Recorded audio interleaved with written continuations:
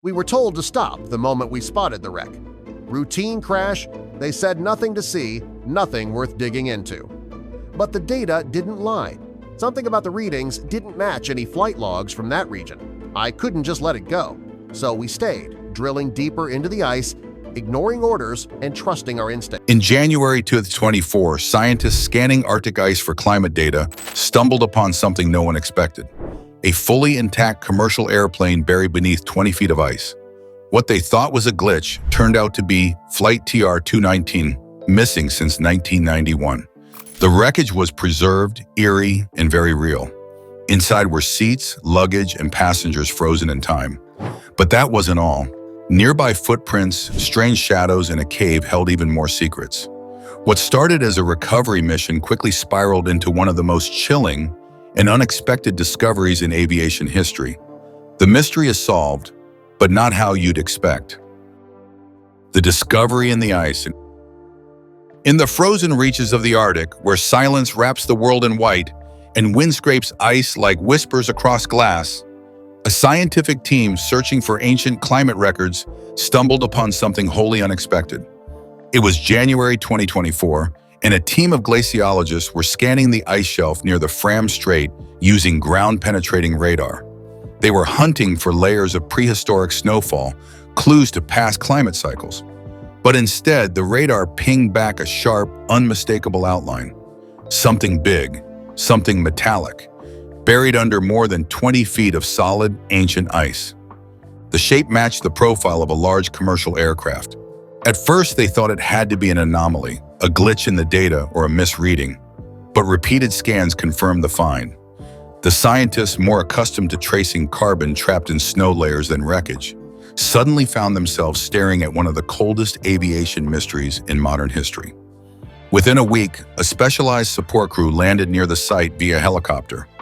From above, it was invisible, just a smooth sheet of ice. But once on the ground, the researchers used thermal imaging and sonar. Soon, the fuselage broke through, nearly 90 feet of cold aluminum protruding from the glacier like a frozen artifact from another era. The aircraft's front section was largely intact. Windows, wing fragments, even the painted stripes along the tail, faded but still visible. A frozen moment sealed for over 3 decades. Excitement surged through the team. Could this finally be Flight TR-219, the Lisbon to Toronto flight that vanished without a trace in 1991? But as they stood before the plane's twisted, silent shell, something shifted. The excitement dimmed. The wind picked up. A member of the team later described the moment like this: "It felt like we'd opened a door we weren't meant to find." This wasn't just a historic recovery. It was a time capsule, a monument, and something about the site felt wrong, not haunted exactly, but unsettled. While teams prepared to extract data, images, and artifacts, the mood grew heavier. Beneath the wonder was unease. And as shadows moved across the ice and light bent strangely around the wreck, the scientists knew they had uncovered more than a crash site. They had unearthed a story, and that story begins with a name, a plane once thought lost forever. Identity, the plane and its mystery. Flight TR-219 was never supposed to be anything but routine. A transatlantic flight from Lisbon to Toronto, scheduled on March 18, 1991. It took off on time. It sent no distress signal. Then, somewhere over the Labrador Sea, it vanished. No radar blip, no debris, no oil slick, just gone. For years, theories swirled: pilot error, sudden mechanical failure, even hijacking. But no one knew. The jet simply joined the ranks of the great aviation ghosts, with families left behind to ask questions the sky never answered. Until now, when the research team's instruments confirmed the airframe was a Boeing 767, the same model used on TR-219, hearts pounded. Serial numbers etched into the engine and fuselage removed all doubt. This was the plane, frozen, intact, unmoved since the day it went silent. What made it even more chilling wasn't just the outside, it was what was found within. Seats were still bolted to the floor. Cabin luggage remained in overhead bins, preserved like time had politely paused. Personal belongings, children's books, sunglasses, A wedding ring were found untouched, nothing looted, nothing degraded. Passenger manifests were cross-referenced with the items inside, and piece by piece, identities began returning from the snow.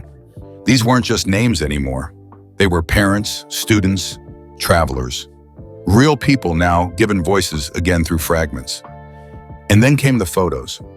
One team member documenting the wreck with a high-resolution thermal camera captured something strange. A dark shape near the edge of the fuselage. Tall, still, not wreckage, not debris.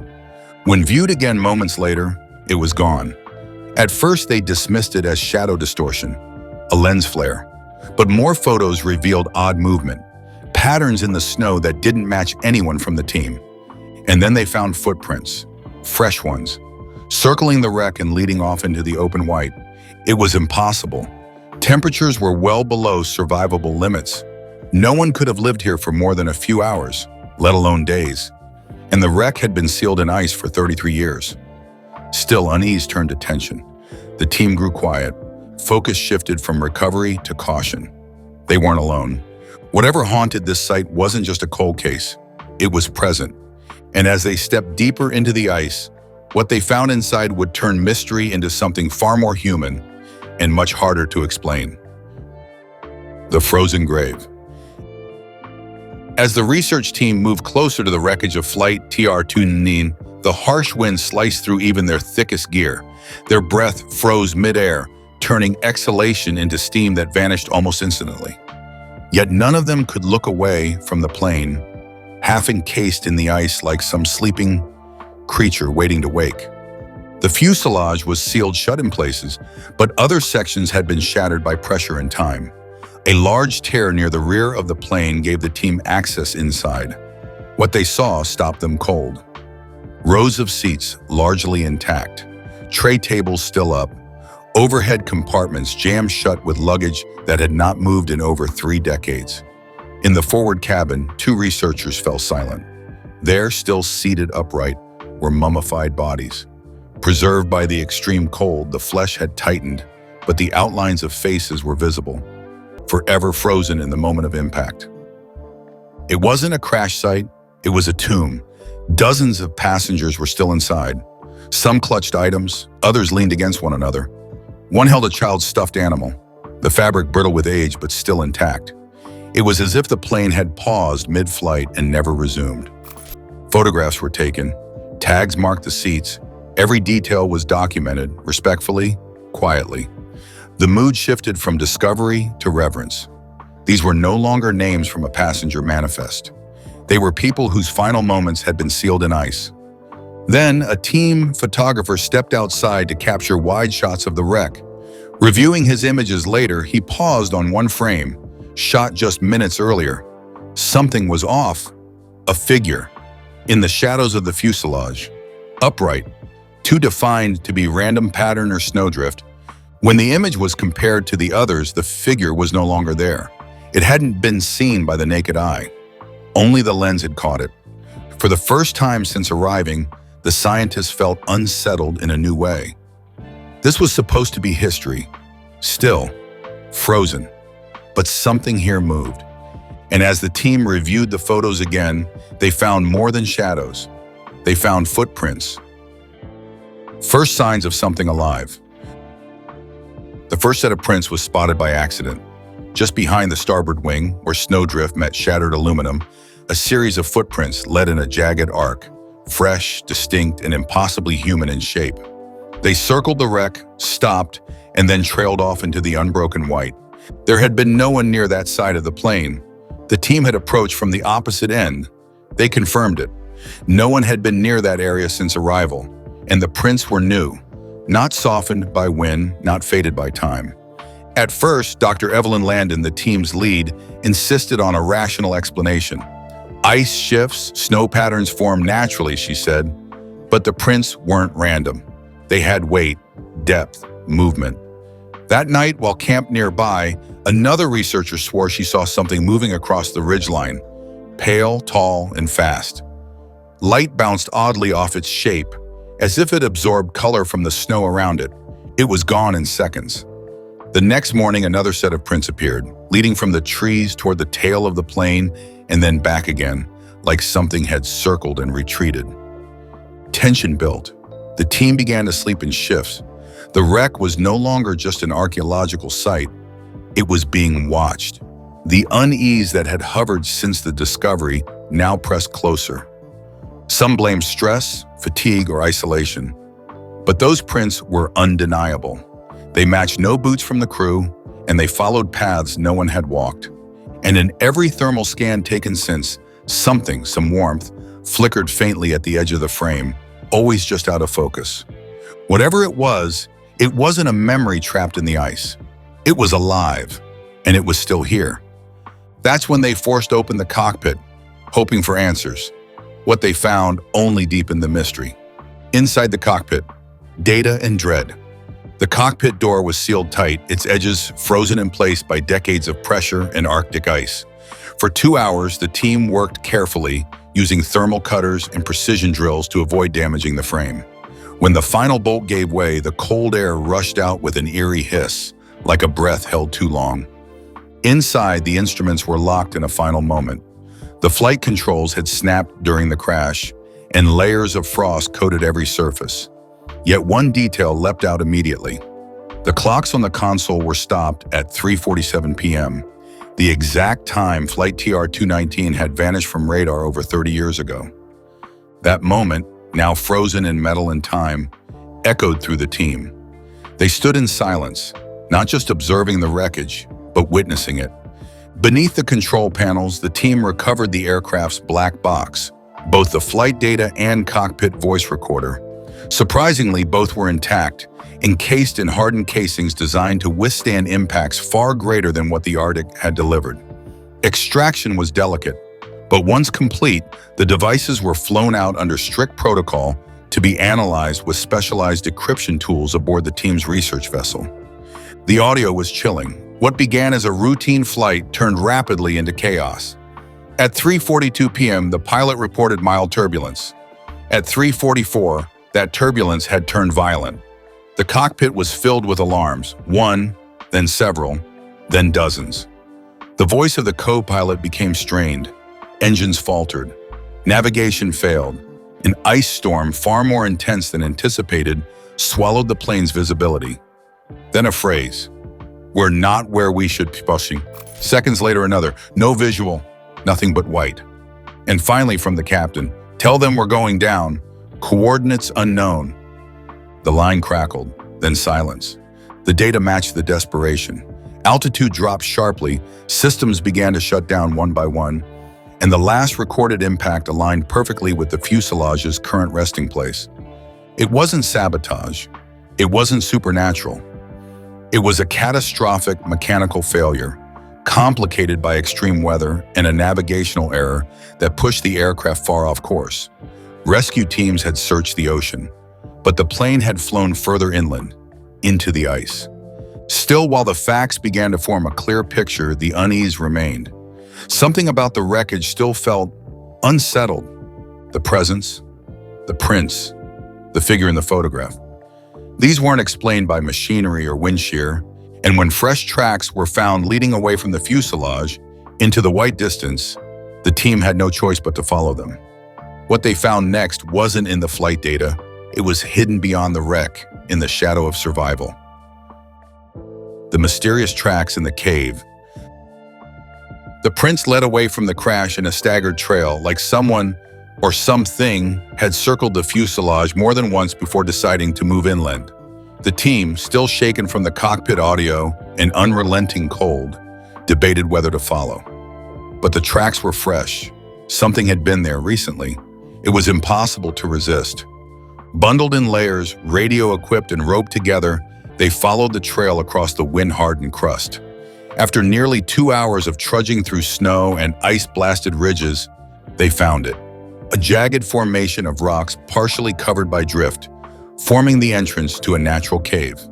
Inside, the temperature was marginally higher, the walls were smooth and dark, and the wind screamed dimmed to a low moan, and almost immediately, signs of habitation appeared. Blankets, torn and faded but undeniably modern, A pile of scorched rocks arranged into a primitive fire pit, food wrappers, cloth bags, and tucked into a corner, inside a waterproof pouch, a journal.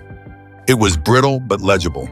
The first pages were mundane, names, notes, dates, but as the entries went on, they turned frantic. 5 names, all matching passengers listed as missing from the manifest. According to the journal, they had survived the crash. Injured, cold, and cut off from the world, they had dragged themselves into this cave seeking shelter. They wrote about hearing aircraft overhead that never saw them, about making fire from seat fabric and salvaging rations from luggage. The tone shifted from hope to doubt to despair. One entry read, Day 11, no more fuel. Food frozen solid, frostbite spreading. Eric hasn't spoken in 2 days. Another later, Day 15, only 2 of us left. Heard something last night, not wind. And finally one, Day 17, if anyone finds us, we were here, we tried. They had lived for nearly 3 weeks, long enough to write their story, long enough to hope for rescue, but the ice swallowed their signal and time moved on without them. Their bones were found deeper in the cave, huddled together beneath a patchwork of cloth and rock. They hadn't been killed by the crash, but by cold, time, and abandonment. Yet even this tragic end wasn't the most shocking part, because in the shadows beyond the remains, one team member spotted movement, low to the ground, powerful, watchful. It wasn't human. What they'd been seeing all along wasn't ghostly at all, but something alive and fiercely territorial. The real mystery solver, wildlife. The moment was silent but electrifying. From the far end of the cave, just beyond the shadows and scattered belongings, a pair of eyes reflected the team's headlamps. A subtle shift of fur, then the faint sound of movement. Deliberate, grounded, powerful. What stepped into partial view was no phantom. It was a polar bear, massive, silent, and unmistakably alive. Not just one. As the team froze in place, 2 smaller shapes followed. A pair of cubs, barely a year old, trailing their mother with the caution of creatures who had already learned the cost of curiosity. The mystery that had lingered over the wreck, the figures, the shadows, the prints, had an answer. It wasn't supernatural. It wasn't a survivor. It was this, an apex predator nesting near the crash, using its hollow fuselage and adjacent cave system as part of its hunting range and seasonal den. Dr. Landon, holding back her breath, recognized the delicate situation. The bear was not aggressive, but it was watching, judging, and protecting. This was no accident. The crash site, for all its human tragedy, had become part of the local ecosystem. Steel and cloth had offered shelter from the wind. The fuselage, semi-exposed, trapped warmth and blocked storms. And in the years since, the wreck had grown into something unintended. A den, a cave of survival for Arctic wildlife. The team retreated, slowly giving the bear and her young their space. Back outside, the air felt heavier. The expedition's story had changed again. Everything, the footprints, the figure in the fuselage photo, the movement seen from camp, all explained by the presence of this mother and her cubs. The tracks in the snow, the odd warmth on the thermal scans, even the circling pattern outside the wreck, all aligned with polar bear behavior. What had seemed unexplainable was now entirely natural. And yet, this truth didn't diminish the weight of the discovery. In fact, it enhanced it, because the bear wasn't just passing through. It had been living among the dead, raising its young in the echo of human tragedy. Dr. Landon would later write, "We came seeking the past, what we found was the present, life surviving where death was expected." Nature had taken the wreckage and redefined it.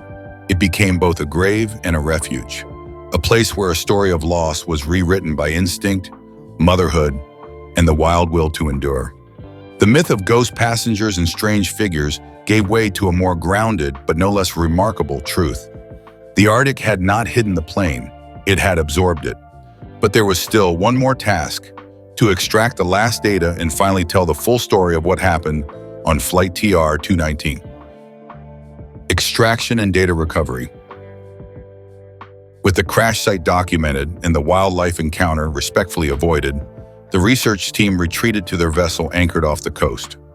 The wreck remained undisturbed, its location now protected under international Arctic preservation protocols. But the most crucial part of the mystery had come back with them: the black box and the journal. Specialized technicians immediately set to work. The black box casing had frozen solid, but the internal memory cores were intact. Once thawed and connected to a secure decryption module, the audio logs played back clearly, alarming, heartbreaking, and painfully human. Alarms sounded in rapid succession, systems began failing one by one. The engines lost sync, the cabin pressure dropped, and then came the voices, calm at first, then frantic. The pilot struggled to correct the course, fighting against weather he hadn't been warned about. The co-pilot's voice broke through the static. "We've lost everything. Trying to find land. Anyone, copy?" But no one answered. The storm had knocked out communication. In the final seconds, the cockpit went quiet except for a single chilling line. "Tell them we tried." That matched the final entry in the survivor's journal. The alignment between technology and testimony was haunting. These people hadn't just vanished. They had fought to live. They'd adapted, scavenged, endured. They had left behind not only wreckage, but records, written and recorded. Flight path reconstruction confirmed it. TR-219 had strayed more than 300 miles off course due to a failure in the aircraft's navigation array. The storm, fast and brutal, had sealed their fate. The Arctic, in all its quiet cruelty, had buried them too deep to be found, until now. Satellite data from the region confirmed a microburst system had passed directly through their last known position. Wind speeds likely exceeded 100 mph. Rescue aircraft, searching far to the south, never stood a chance. This was not mystery. It was misalignment. Of systems, of weather, of time. The recovery didn't just solve a cold case. It rewrote it. Now families would know the truth. Now the aviation community had new data to study. Now the Arctic no longer held the wreck in silence. Dr. Landon summarized the mission in a single sentence. "We came looking for the dead, and instead found proof of life, human and otherwise." And what that life leaves behind reshapes not just how we understand this one tragedy, but how we understand the Arctic itself. What the discovery solves. For decades, Flight TR-219 was little more than a name in a file, an unresolved chapter in aviation history. It hovered on the edge of myth, lumped in with Bermuda Triangle whispers and theories about hijackings or sabotage. But with the wreckage recovered, the data extracted, and the journal entries preserved, the truth finally came into focus. This wasn't an unsolvable enigma. It was a disaster caused by the convergence of mechanical failure, severe weather, and a failure in global communication. The crash itself had been survivable. What followed, cold, isolation, and failed rescue, was what turned tragedy into silence. The black box recordings filled in the final minutes. The journal from the cave captured the weeks that followed. Each piece of evidence confirmed the same heartbreaking truth. Some passengers survived the impact. They crawled from the wreckage, gathered what they could, and made shelter just beyond the fuselage. For a while they held on. It also solved something deeper, a question that had haunted the families for decades. Were they alone? Were they afraid? Did they try? The answer was yes, to all of it. They were scared, they were injured, but they were resilient.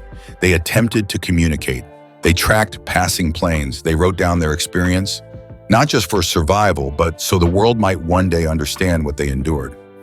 And then there was the other mystery, those strange sightings, shadows moving, figures glimpsed, tracks in the snow. With the discovery of the polar bear and her cubs, that part of the story found clarity. Nature had stepped in. The crash site wasn't haunted, it was inhabited, reclaimed not by spirits, but by survival. The wreckage also revealed how ecosystems respond to human intrusion. Bits of the plane were incorporated into the den structure. Food wrappers and insulation became part of a new, wild architecture. Even in desolation, nature adapts. It had taken a monument of human failure and turned it into shelter. Flight TR-219's story now stands as a case study in aviation error, human endurance, and ecological reclamation. It offers closure, it offers answers, but it also leaves us with a deeper understanding of how stories evolve when no one is around to tell them. And what remains behind becomes more than wreckage, it becomes a legacy. A legacy beyond metal. Long after the data was analyzed and the reports published, the site remained untouched, a sacred blend of aviation history and Arctic wilderness. There were no plans to extract the fuselage, no museum crates, no invasive tours. It would stay where it was, as both a memorial and a reminder. What Flight TR-219 revealed wasn't just how planes crash, but how stories freeze. How entire lives, entire moments, can become encased in silence unless someone returns to listen. The Arctic had done more than preserve the wreck. It had transformed it into a den for a polar bear, into a tomb for 5 forgotten souls, into a message that human and non-human survival are not separate, but intertwined. The crash recovery has since influenced new aviation protocols, specifically for routes over unmonitored polar regions. Emergency locator systems are now required to be independently powered and ice-hardened. Flight TR-219 didn't just vanish. It changed the rules of the sky for everyone who would follow. And then there's the emotional legacy. Families once left in limbo now hold physical proof. The final journal entries, the data, the recovered belongings, they mean something. They're tangible. They're real. The story didn't vanish in a cloud of mystery. It ended with effort, with hope, with love scratched onto paper through trembling hands. And it ended with life. A mother polar bear shielding her cubs in the bones of a machine meant for the sky reminded everyone involved that this wasn't just about endings. It was about continuance, adaptation, shared space. The Arctic, in its brutal honesty, gave us one of the most profound stories in recent memory. Not of a plane lost, but of a truth buried deep and brought back whole. And that's what TR-219 leaving behind. Not debris, but a legacy of survival, written in ice. Flight TR-219 was never lost. It was waiting, hidden by ice, preserved by time, and reclaimed by nature. What scientists found wasn't just a crash. It was a story of survival, silence, and life. Sometimes the Arctic doesn't erase history. It holds it patiently until we're ready to understand.